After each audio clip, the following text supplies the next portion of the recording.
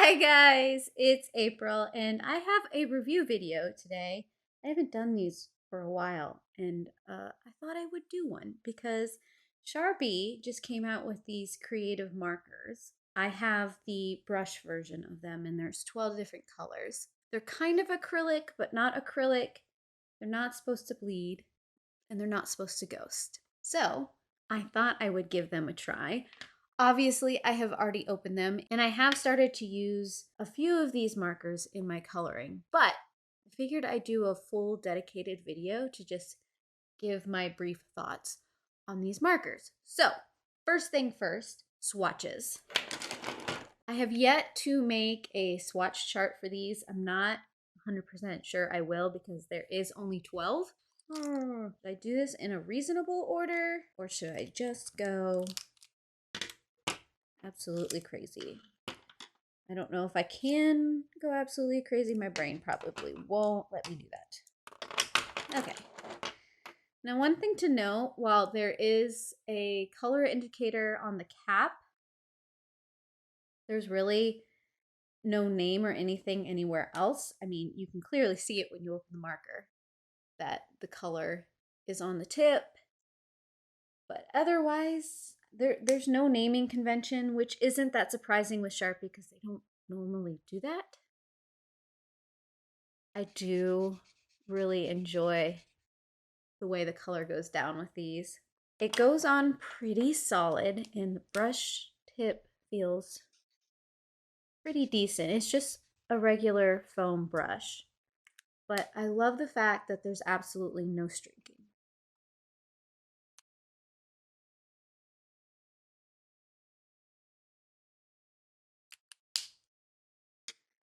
These are water-based.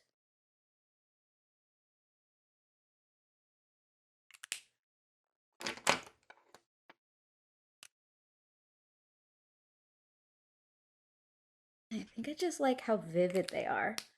Part of me hopes that they will expand the color range at some point.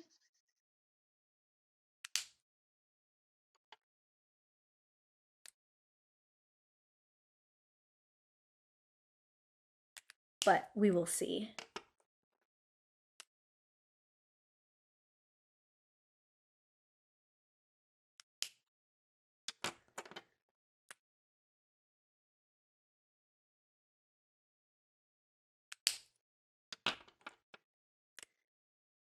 Part of the reason I'm hoping they expand their color lines because right now we've got pretty saturated colors. So if you want to do bold things, it's fine. Actually going to extend this out just a bit. Now let that dry and then I'm going to try and do the white over top of the black just so we can see what that looks like. I got a little bit of black in there. I didn't wait long enough, but it is a pretty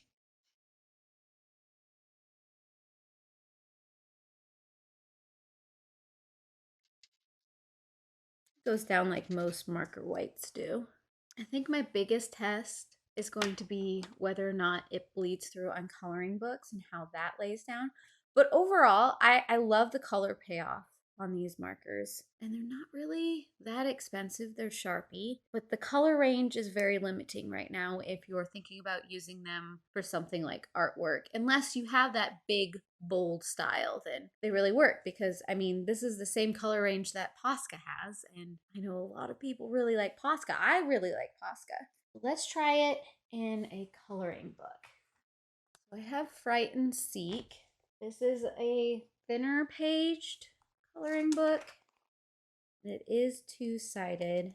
Let's just start on this first page because I'll start over here and then we'll see if it goes on to the other side. So I'm not going to do anything too complicated. Okay, so here's one of those things. It will cover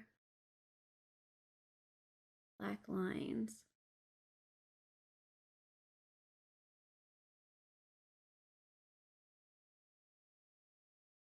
So it is pretty thick.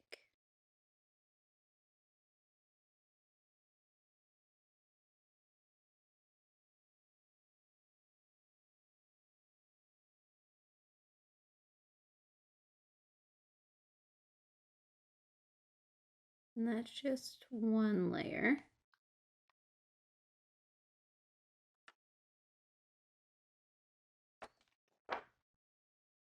I don't see any ghosting. We were right about here. I would say that works. But like I said, you have to be okay with either being very careful about lines or being okay with losing lines. Let's add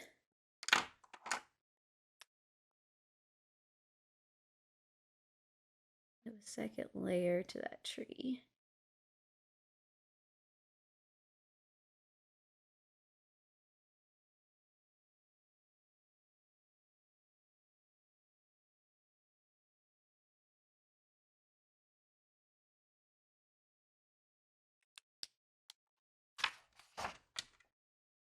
No, actually doing pretty good.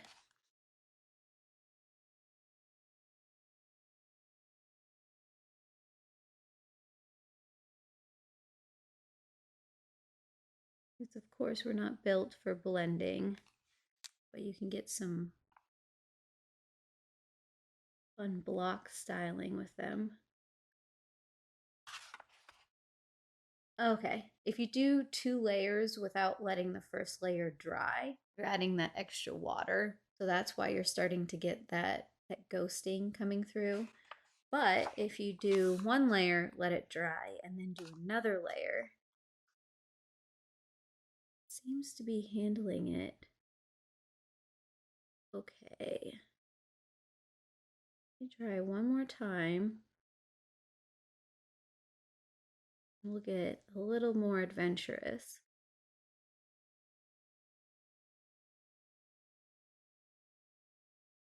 Try the page next to it where we might do some damage if we start ghosting.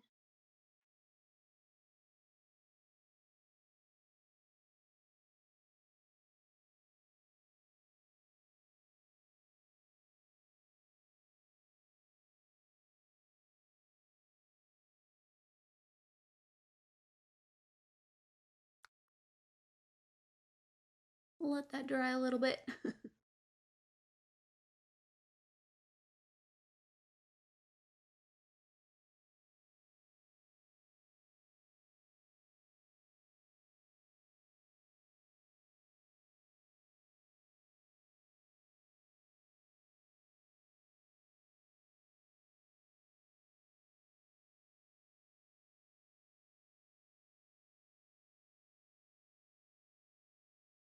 Okay. Now for the test. Okay, so I don't know if the camera's picking it up. There's a little bit, but once again, I did a lot of layering. So if you just do 1 layer, where you really take the time to sit there and let it dry, it's okay. But like any water-based medium, there comes a point where the paper becomes too saturated. So it's almost unavoidable. What if we grab some of the fun colors and we play a little bit over here?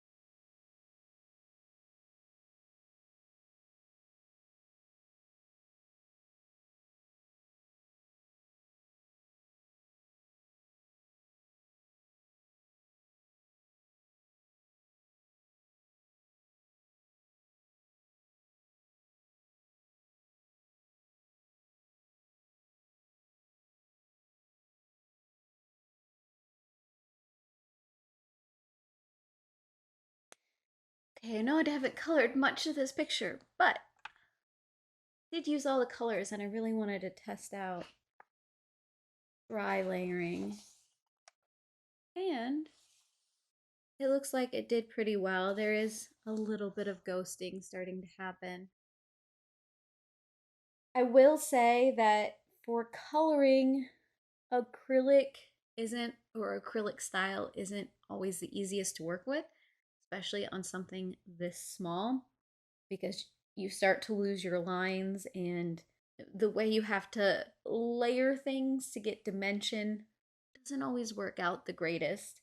But I can see how if you're doing some kind of creative endeavor, like you're maybe marking up a cover of a journal or a book, or if you're doing rock painting, or if you're even doing canvas painting and you think in that paint kind of style rather than that coloring style, this could work out pretty well. However, for me and the type of coloring that I like to do, don't try and do something this small.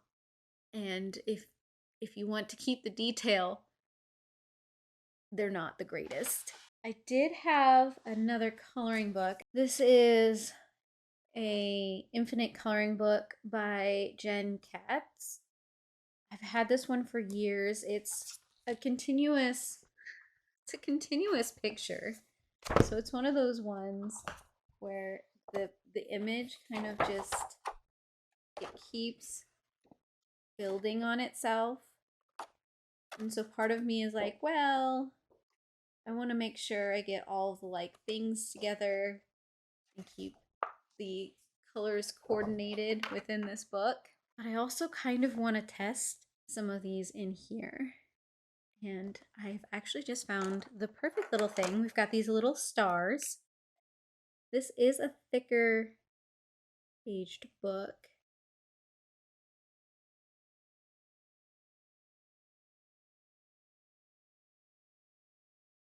I laid that on pretty thick.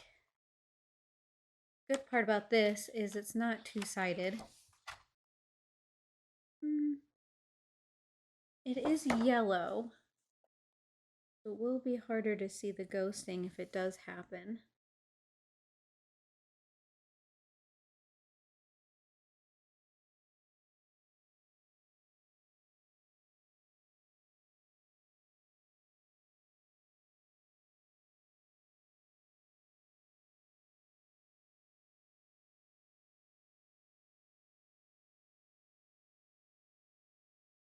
But it does dry fairly quickly.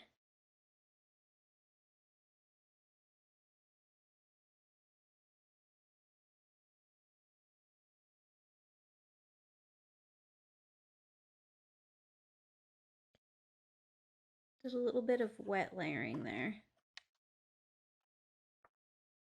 You can see the page starting to buckle, but because of how thick this paper is, it doesn't seem to have done much damage. You just kind of have to be conscious of coloring book. These would probably work the best for any instance where you normally use a Posca. And I do have some brush tip Poscas, which I should out and do a tip comparison too.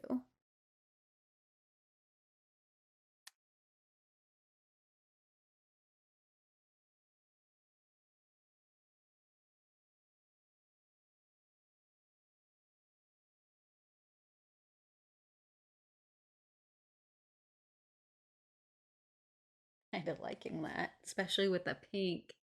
I don't necessarily want to flip the page yet. Dry a little bit. And while that dries, I'll go see if I can grab my brush Posca. Got my Poscas, but before we get to that, let me go color the rest of these stars so that this coloring book doesn't get out of sync. Are these all dry? So as you can see, those stars carried over a little bit onto this page because if you were to pull all of the pages out of this coloring book, you could line them up side by side and it would be one big panoramic picture. What I want to do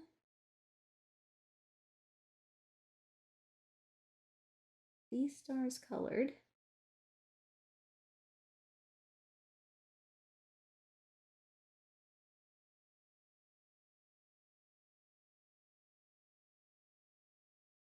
As long as your page is a little thicker, you can get some decent layering in with these. I'm gonna let this dry.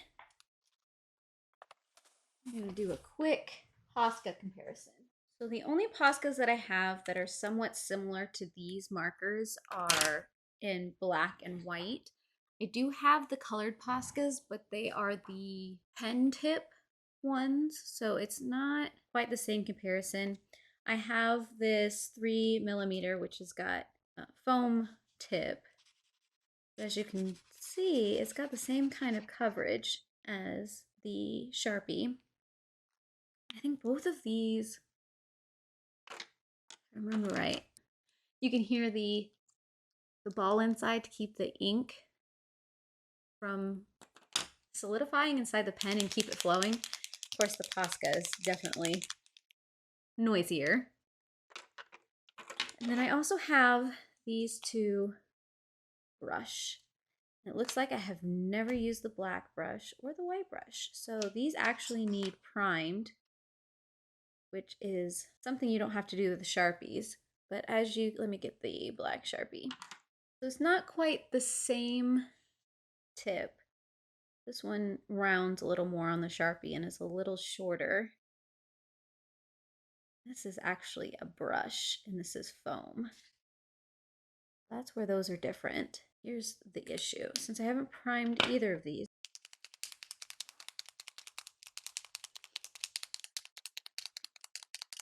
so you actually pump it this way. There's a little button on the back. You take the cap off and you pump it. Getting there, it's turning gray.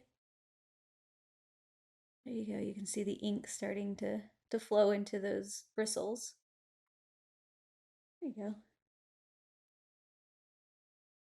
So this is going to be more like actually painting with acrylic because of the style of bristles.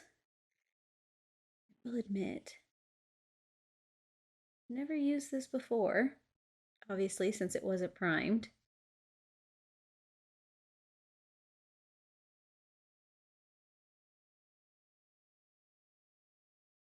I'm more of a marker girl than a painter girl. So I will lean more towards that foam brush tip than I will bristle brushes. Isn't too bad though.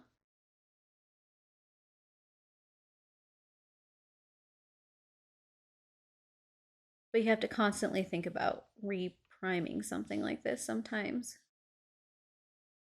So I do think the inks are comparable, but it all comes down to the type of nib you want. So if you like that foam brush nib, I would definitely go with a Sharpie. But if you want to try something like this could be fun as well. And the Poscas come in a full range of different nib sizes, all the way down from like, I believe my favorite is like a 0.03 or something like that, all the way up to 3mm, if not bigger. They have some chisel tip ones as well. So it depends on what you are actually doing. Both of these I love the ink for. There are probably other acrylic pens that work just as well, but I mean, I'm a Sharpie person and I'm a Posca person, so I will have a mix of both of these. I think they could work really well in tandem as well. So overall, I really do like the new Sharpie markers. Will I use them frequently? Probably not. I'll probably mostly use the black and the white. So the white for little highlight spots, kind of like what I did here. And I'd probably use the black for much the same reason if there's little spots where I want to add in some black. However, I do not see myself attempting to use this for a full color sheet because you have to be so stinking careful about going over the lines, about making sure you don't accidentally bleed through the paper or different things like that. And I like to blend things, and that's not what these were made for. So I probably wouldn't use them for a piece like this, but for accent spots, it'll be perfect. Or if you need to touch up and redefine an area, these would be good as well. And they're not super expensive. I believe I got mine for about, I don't know, $20 on Amazon. So there are 12 colors, so it's like $1.67 per marker. That's not bad. So I say, I mean, try it. See if you like it. I don't think they're bad. They just have their particular uses that they will be more helpful for. And that's true with any medium. So go, give it a try. I like them. They're enjoyable. I don't know if you found this review helpful or not. I hope that you did. And if you want to see more content like this, subscribe down below, hit the bell, do all the things to get all of the notifications. And I heart your beautiful faces.